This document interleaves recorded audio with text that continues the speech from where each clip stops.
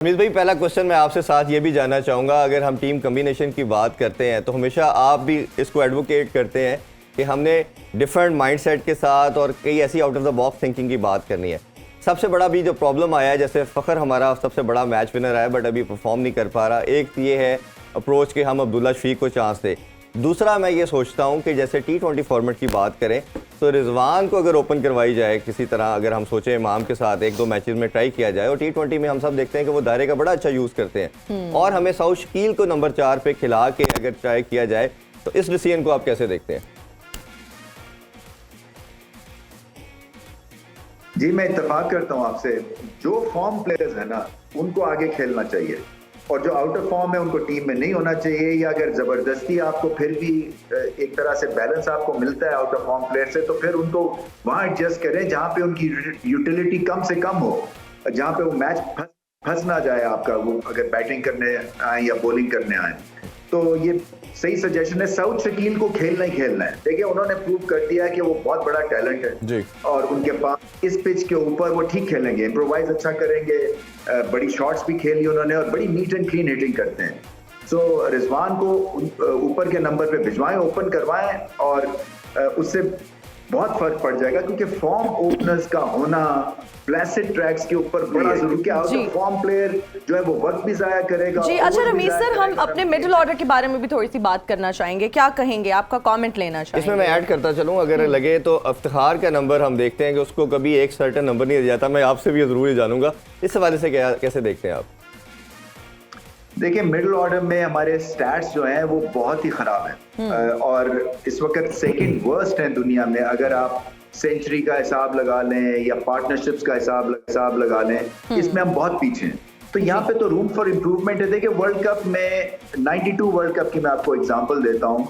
करीबन मेरे ख्याल में उस वर्ल्ड कप में अगर 10 मैच होंगे तो 7 दफा ओपनिंग पेयर बदला गया था।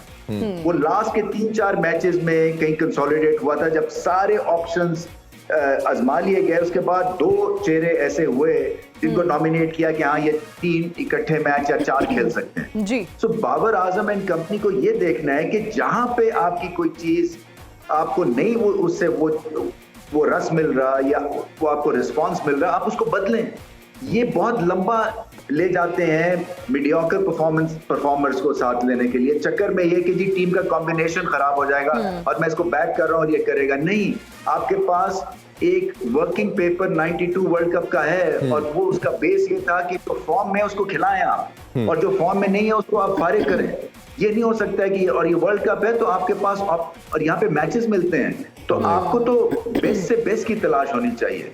तो इसके ऊपर एडजस्ट करना है। मैं समझता हूँ साउथ शकील में डालें आप 4 नंबर के ऊपर, रिजवान से ओपन करवाएं, इफ्तिखार को ऊपर लेके आए। बिल्कुल ठीक कह रहे हैं। यही मेरा ख्याल सेम आपसे मैं जानना चाहूँगा कि जिस तरह हमने रिजवान का मैंने पूछा और साउथ शकील के वाले से, और इफ्तिखार के साथ अगर देखा जाए तो उस बेचारे को कभी हमने एक नंबर नहीं दिया, कभी 5वां, कभी 6ठा, कभी 7वां। इन दोनों को आप कैसे देखते हैं?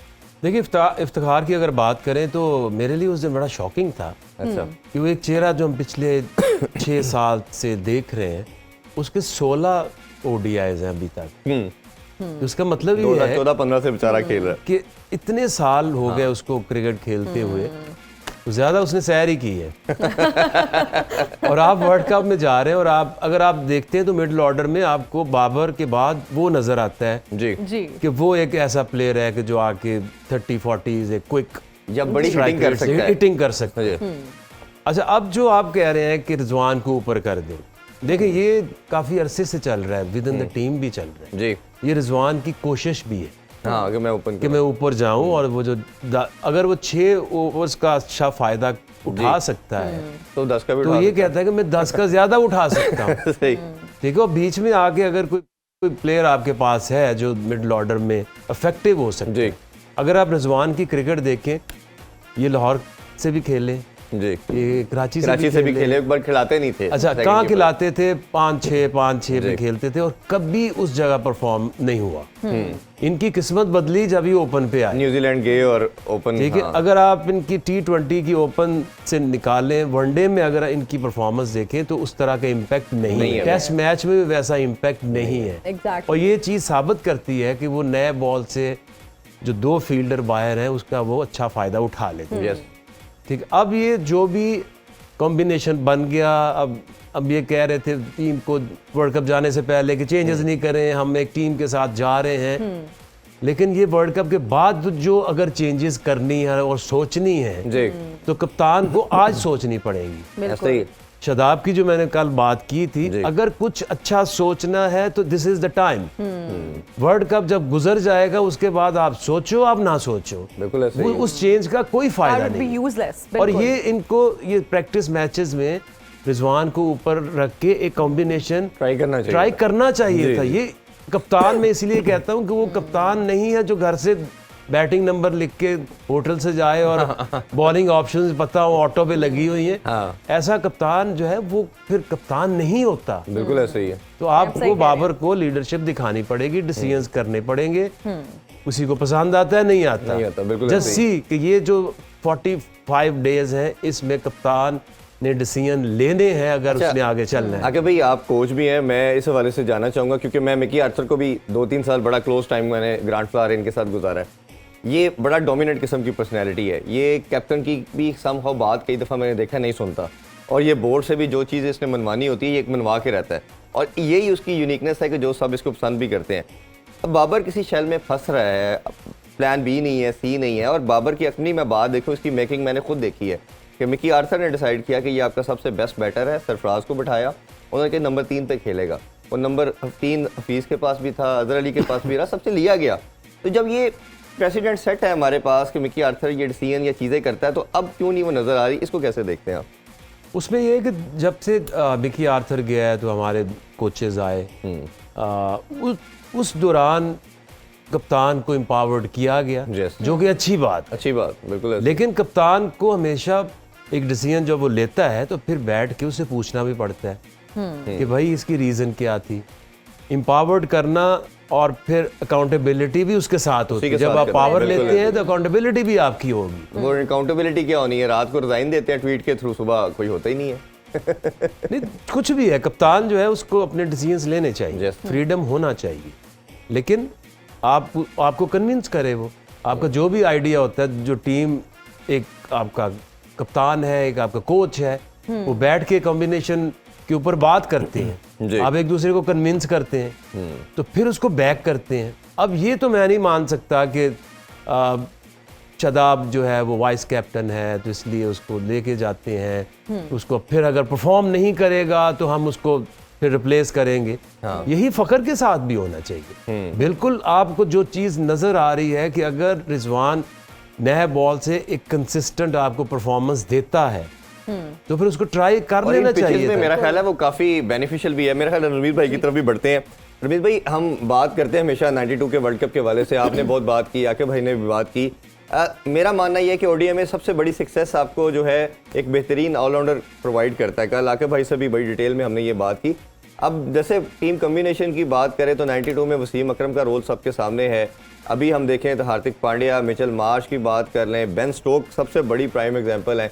अब पाकिस्तान इसमें बहुत लैक कर रहा है, तो आपको क्या लगता है ये चीज़ पाकिस्तान के लिए कितनी डेंटफुल हो सकती है in regard of world cup और बड़े कॉन्टेक्ट के अंदर? देखिए, ये कनेक्टिविटी देते हैं जो ऑलराउंडर्स होते हैं ना, तो ये स्ट्रेंथ बनते हैं बॉल के साथ, बैट के साथ, और ये मिसिंग लिंक होते हैं। ये जो एक 2-in-1 का ऑप्शन होता है ना, ये हमेशा जबरदस्त होता है। और आपने क्वालिटी की बात की है, और ये क्वालिटी जो है फिर जब वो बॉल करे तो फिर बॉलर दिखें, बैटिंग करे तो बैट्समैन दिखना चाहिए। और एक जमाने में 80s में तो खास तौर पे दुनिया के पास वर्ल्ड क्लास ऑलराउंडर्स से चाहिए, बोथम हो, इमरान खान हो, कपिल देव हो, रिचर्ड हैटली हो, आपने नाम लेते जाएं, क्लाइव राइस थे साउथ अफ्रीका के। तो ये अब वैसे रुझान कम हो रहा है, मगर ये कनेक्टिविटी देते हैं।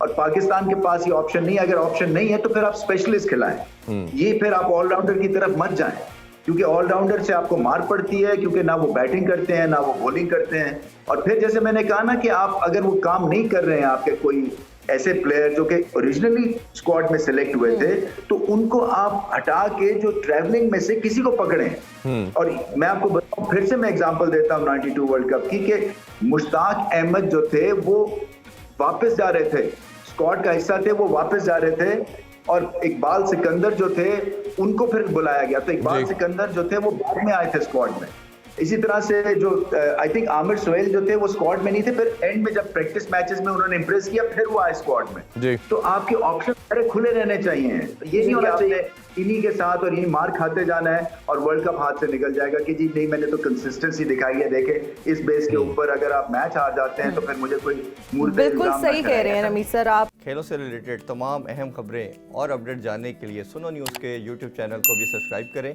और बेल आइकन को क्लिक करना मत भूलिएगा।